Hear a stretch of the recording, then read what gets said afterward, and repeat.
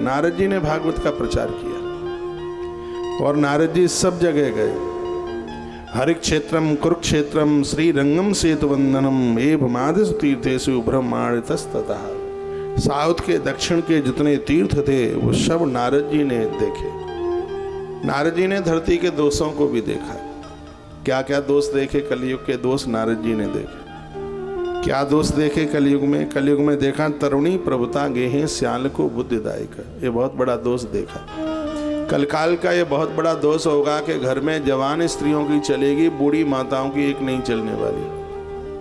वो तो बेचारी सांस भी ले ले तो भी बहुत ज़्यादा बड़ी बात होगी। वर्णन तरुणी प्रभुता गेहे। घर में देखो ये नहीं लिखा है किसमें कि घर में स्त्रियों की चलेगी। लिखने वाले की होशियारी देखिए, उसने क्या शब्द डाला है। उसने ये नहीं लिखा कि घर में स्त्रियों की चलेगी, तो स्त्रियों में तो बूढ़ी माताएं भी आ जाती हैं, तो बूढ़ी माताओं की तो चलने वाली नहीं है घर में। इसलिए आगे एक शब्द डाल दिया, तरुणी प्रभुता गेहे। युवा नारी की घर में चलेगी। यदि उसकी बात मानी नहीं जाएगी तो वो सल्फास खा के आत्महत्या कर लेगी, पंखे से लटक जाएगी, कैसे भी अपने प्राण दे देगी यदि घर में उसकी नहीं चली तो। और आदमी यहीं परास्त हो गया है। वैसे तो ऑफिस में मूंछों पर ताव लगा करके बात ऐंठ में करता है, लेकिन सामने घरवाली के सामने आकर के ऐसे बैठ जाते जैसे भींगी बिलैया बैठी है, भींगी बिल्ली, एक नहीं चलती, बिल्कुल सांस नहीं निकलती बाहर। और इनको सीधी भी घरवालियां ही करती हैं। ये मेरे कब्जे में तो आते ही नहीं घरवाली। गुरुजी मंत्र देते हैं तो उसको तो याद करता नहीं, और घरवाली मंत्र दे देती है, हम दो हमारे दो, और कोई हो तो उसकी खोपड़ी फोड़ दो। ससुरार प्यारी लगी जब तेरे रूप कुटुंब भय तबते, नहीं माने माता पिता तवलों अवला मुख दीख नहीं जवलो। माता पिता की बात तब तक ही मानी जाती है जब तक सासू माँ का हाथ नहीं घूमता मुंह के ऊपर। अपनी मैया से, मम्मी से तो ठीक से मम्मी भी नहीं बोल पाते, लेकिन घरवाली की माँ को कहेंगे मम्मी जी, मम्मी जी, पहले जी फिर लास्ट में जी, मम्मी जी, पापा जी।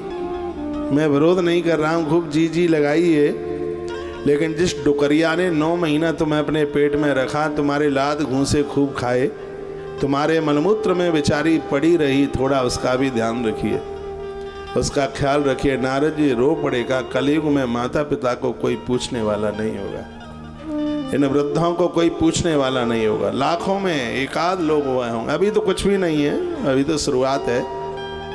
आने वाले समय में देखिए, सत्यम नास्ति तपा शौचम दया दानम न विद्यते। कल काल अपनी जवानी में होगा तो सत्य नहीं रहेगा, बिल्कुल सत्य का पाम टूट जाएगा, सत्य रहेगा नहीं, दया नहीं रहेगी। लोग, इसमें लिखा है स्त्रियां अपने पति के प्राण ले लेंगी। वो पति पत्नी तो सब दिखावा होगा, कुछ होगा ही नहीं ऐसा पवित्र रिश्ता। पुरुष लोग भी घरवाली के प्राण ले लेंगे, उस दायित्व को ही नहीं समझ पाएंगे, वो समझ ही नहीं पाएंगे। बूढ़े लोगों को कौन झेलेगा? प्रार्थना की जाएगी कि अब तो ये मर जाए। विदेश की धरती पर बूढ़ों को एक इंजेक्शन लगाकर उनको ख़त्म कर दिया जाता है। भगवान करे ये कभी भारत में ना हो, यदि होगा भी तो हम और आप लोग उसमें कुछ कर भी नहीं पाएंगे। ऐसी स्थितियां वर्णन है। सत्यम नास्ति तवा शौचम दया दानम न विद्यते। कलयुग में दया धर्म नहीं रहेगा। उदरम मृणो जीवा वराका कूट भाषणा। कलकाल का बहुत बड़ा दोष होगा। बच्चों को मनुष्य बनने के लिए नहीं पढ़ाया जाएगा, बच्चों को धन कमाने के लिए पढ़ाया जाएगा। और ऐसा पहले के समय में नहीं था। पहले के समय में आदमी को इंसान बनाने के लिए, बढ़िया बनाने के लिए उनको पढ़ाई लिखाई कराई जाती, इसलिए तो उन्हें वेद पढ़ाए जाते थे। और आप पढ़ाएंगे नहीं बच्चों को वेद, क्यों पढ़ाएंगे? क्योंकि वेद पढ़ाने से पैसा थोड़े ही मिलेगा, उसको MBA कराने से पैसा मिलेगा, उसको इंजीनियर कराने से पैसा मिलेगा, उसको डॉक्टर बनाने से पैसा मिलेगा। तो वेद पढ़ाने से तो तिलक लगा करके घूमे, पैसा कहाँ मिलेगा? हाँ, तो इसलिए वो पढ़ाई ही नहीं रही है। पहले जीवन जीने के लिए, बढ़िया जीवन जीने के लिए पढ़ाई होती थी, और आज तो अपनी वासना की पूर्ति के लिए, वासना मीन्स मांग, अपनी मांगों को पूरा करने के लिए, अपने शौक और उसको पूरा करने के लिए आज की एजुकेशन रह गई। आज की एजुकेशन में पेट भरना है, आज की एजुकेशन में पैसा कमाना है। आज की एजुकेशन में वर्णन किया गया है कि इस कलयुग में बच्चों को पढ़ा जाएगा तो उदरम्बर जीवा, सिर्फ पेट भरने के लिए, पैसा कमाने के लिए।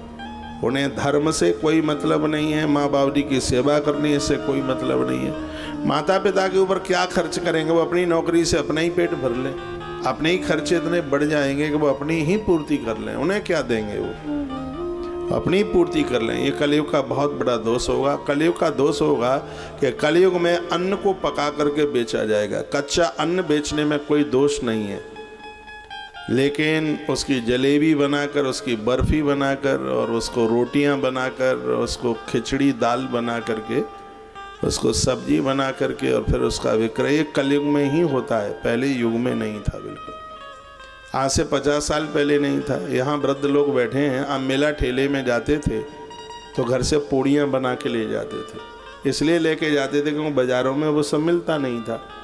मीठी पूड़ी बना के लेके जाते थे, कचौड़ी बना के लेके जाते थे। एक वो नमकीन जीरे वाली पूड़ी, हाँ जीरा डाल करके, और उसको कुछ तरह तरह के लड्डुआ, खोए के लड्डू और पता नहीं क्या क्या सब चीज़ें, मलीदा बना करके, चूरमा बना करके लेके जाते थे। क्यों? क्योंकि उस समय अन्न को बाज़ार में बेचने का दोष माना गया था। लेकिन आज तो सबसे ज़्यादा कमाई होटलों में ही है। हाँ, 5 रुपए की दाल 75 रुपए में बिकती है। 5 रुपए की दाल, इससे बड़ा और ज़्यादा कहाँ पर मुनाफा होगा? कई % धड़ल्ले से लोग लेते हैं। और 3 दिन पहले की ठंड में ख़राब तो होती नहीं है। 3 दिन पहले का पतीला भरा हुआ, कल गर्म उठ के दे दो, फिर बच जाए तो फिर परसों दे दो। हाँ, उसमें कुतरिया मुँह भी मार गई हो तो आपकी तो कुंडली में लिखा है कि तुम तो कुतरी का जूठा ही खाओगे। वो तो सब खुला पड़ा रहता है, मक्खी उसमें पड़ रही है। मैं तो कहूँगा कि जिसने होटल पर खा लिया उसने नीच से नीच के यहाँ खा लिया, ये समझ लीजिए आप। अब जो होटल वाले बैठे होंगे उनको तो बुरा लग रहा होगा। बुरा लगे तो राम राम मत करना, और क्या है तो फिर तो। हाँ, आप जाएं तो अपना कुछ बना करके लेके जाइएगा। ये सब देखा गया है। और मैं छाती ठोक करके इसलिए बोल रहा हूँ, जन्म से लेके आज तक मैं तो गंगाजल लेकर के भी सौगंध खा लूँ। मेरा तो ऐसे संस्कारों में जन्म हुआ है, कभी ज़रूरत ही नहीं पड़ी होटल पर खाने के लिए। इसने यदि मुझे किसी ने अपनी पूरी लाइफ में, यहाँ के मेरी छोटी क्लासों में भी कभी किसी ने मुझे देखा हो, मेरे मित्र लोग सुन रहे हो, मैं जब 7th में या 6th में या 8th में पढ़ता रहा, वो तो वहीं जहाँ मैं पैदा हुआ ही आसपास ही तो कहीं पढ़ा हुआ होगा, तब भी मेरे मित्र रहे होंगे। कभी होटल पर, कभी चाट करते हुए, कभी देखा हो तो मुँह मांगा इनाम वो बताए कि हमने देखा, हमारे साथ तुमने चाट खाया, हमारे साथ भल्ला खाया, हमारे साथ समोसा खाया, हमारे साथ बैठ कर के तुमने भोजन किया, हमारे साथ बैठकर तुमने चाय पी। बड़ा भाग्यशाली आदमी हूँ कि इस कलयुग में जन्म से लेकर के अभी तक, मैंने तो अपनी माँ को पूछा था कि तूने चाय मुझे कभी पिलाई? तो ऐसे गांव में ब्राह्मणों का काम था पूरा, और उस समय ऐसा वातावरण ही नहीं था चाय का। अरे दूधिया, उस ज़माने में यदि किसी ने दूधिया को दूध दे दिया तो उसको इतना अपशकुन माना जाता था, 500 रुपया तो फाइन लगता था कि तुमने दूध बेचा। और कहा जाता था कि दूध बेचना और पूत बेचना एक बराबर होता। तो मैं यहाँ से इसलिए, और देखिए कोई ऐसी कोई बहुत दिक्कत तकलीफ हो जाए और तब अब कोई साधन नहीं है तो होटलों पर, और जब घर में रविवार के दिन आप चूल्हा नहीं जलाते हैं कि आज तो छुट्टी का दिन है, सब बासा खूसा सड़ा सड़ाया सब होटलों पर खा करके आएंगे। अरे अपने खान पान को ठीक कीजिए। ये इसलिए मैं कह रहा हूँ, बुद्धि के ऊपर असर इसी का ही तो होता है। यदि खान पान ठीक नहीं होगा, बुद्धि ठीक से काम नहीं करेगी। अच्छी गाड़ियों में गाड़ी लाइफ जिए तो उसके लिए ऑयल का ध्यान रखा जाता है। गाड़ियों में भी ऑयल कुछ बढ़िया वाले होते हैं, जिससे इंजन की लाइफ बढ़िया होती है। आप भी अच्छा खाएंगे तो आपके भी अंदर के सिस्टम की लाइफ ज़्यादा बढ़िया होगी। लेकिन ये कहा गया है कि कलकाल में क्या होगा? कलकाल में अन्न बाजार में मिलेगा, पका हुआ अन्न बाजार में मिलेगा। ये कलकाल के दोषों का वर्णन किया गया।